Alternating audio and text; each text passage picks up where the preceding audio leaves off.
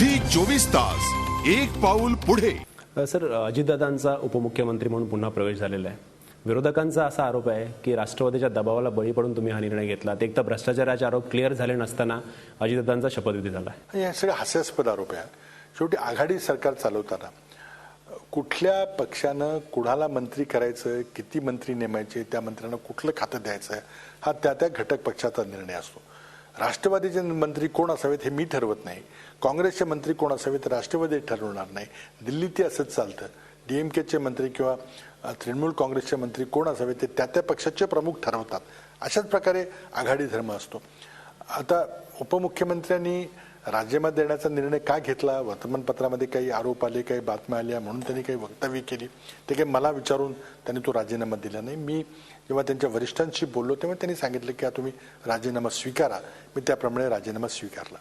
जेव्हा परत येण्याचा निर्णय झाला तेव्हाही मला वरिष्ठांचा फोन आला की आम्ही असा निर्णय घेतलेला आहे की उद्या किंवा लवकरच अजित पवार यांचा शपथविधी करावा। तर तो त्यांचा निर्णय होता आणि त्यामुळे तो निर्णय घेण्यामध्ये मला विचारून घेतला का, मी मान्यता दिली का, माझ्यावर दबाव आला का, दबावण्याचा प्रश्न नाहीये।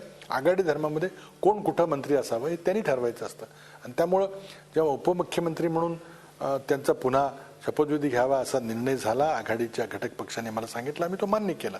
आता त्यांना कुठलं खातं द्यायचंय हा निर्णय राष्ट्रवादी काँग्रेसचे नेते घेतील। तुम्ही आघाडी धर्माचा उल्लेख केलात। काँग्रेस आणि राष्ट्रवादी काँग्रेसमध्ये गेले 12 वर्ष तुम्ही एकत्र सत्तेत आहात। आघाडी धर्म पाळला जातो असं वाटतं। एकमेकांवर कुरघोडीचे अनेक प्रयत्न आपल्याला समोर येताना दिसतात। असं आहे, एक गोष्ट मला स्पष्ट केली पाहिजे की आघाडी जरी असली तरी आमचे दोन्ही वेगवेगळे पक्ष आहेत। 1999 साली काँग्रेस पक्षाचं विभाजन झालं, त्यामधून राष्ट्रवादी काँग्रेसचा वेगळा पक्ष निघाला। आम्ही एकमेकाविरुद्ध निवडणुका लढलेलो आहे। 99 साली विधानसभा आणि लोकसभेमध्ये आम्ही समोरासमोर होतो, परंतु कुठल्याच पक्षाला बहुमत न मिळाल्यामुळे आम्ही एकत्र आलो आणि त्यानंतर आम्ही विधानसभेच्या आणि लोकसभेच्या निवडणुका 2004 साली असेल, 2009 साली असेल एकत्र लढलेलो आहे आणि आमची आघाडी ही दिल्लीतही कायम आहे आणि राज्यातही कायम आहे आणि लोकांनी आम्हाला आशीर्वाद वेळोवेळी दिलेला आहे। आता जेव्हा आम्ही एकमेकासमोर निवडणुका लढतो तेव्हा संघर्ष होतो, फ्रिक्शन होते, एकमेकाविरुद्ध विधाने केली जातात, पण ती तात्पुरती असतात। कारण शेवटी आमची आघाडी ही दिल्लीतही चालू आहे। सरकारमध्ये असा संघर्ष पाहायला मिळतो। निवडणुकीत आपल्याला निवडणुकीच्या कालखंडामध्ये जेव्हा विशेषतः स्थानिक स्वराज्य संस्थांमध्ये आम्ही एकमेकांसमोर जेव्हा उभा असतो, मग ती महानगरपालिकेची असो, नगरपालिकेची असो, जिल्हा परिषदेची असो, तिथं थोडेसे प्रचारामध्ये शब्दाला शब्द लागतो, वाद निर्माण होतात। उलट यावेळेला मी स्वतः प्रयत्न केला, मुंबई महानगरपालिकेमध्ये किंवा इतर महानगरपालिकेमध्ये, ठाण्यामध्ये, नाशिकमध्ये आम्ही आणखी जवळ यायचा प्रयत्न केला की यशस्वी झाला। यश अपयश हा वेगळा प्रश्न आहे, परंतु आम्ही अंतर कमी व्हावं म्हणून स्थानिक स्वराज्य संस्था ज्या नेहमी आम्ही एकमेकाविरुद्ध लढत होतो तिथं देखील आम्ही एकत्र यावा असा प्रयत्न केला।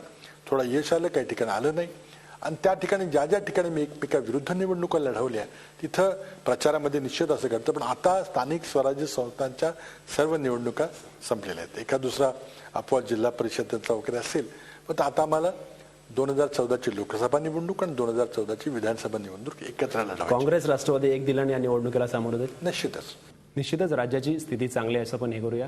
एकूण दुष्काळाचा विषय असतो, राज्यातील कर्जाचा विषय असतो, सगळ्या विषयांना मुख्यमंत्री पृथ्वीराज चव्हाण यांनी आपल्याशी सविस्तर चर्चा केली।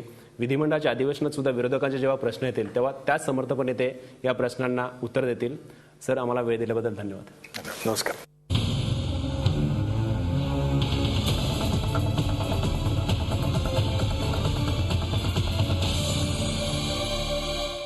झी 24 तास एक पाऊल पुढे।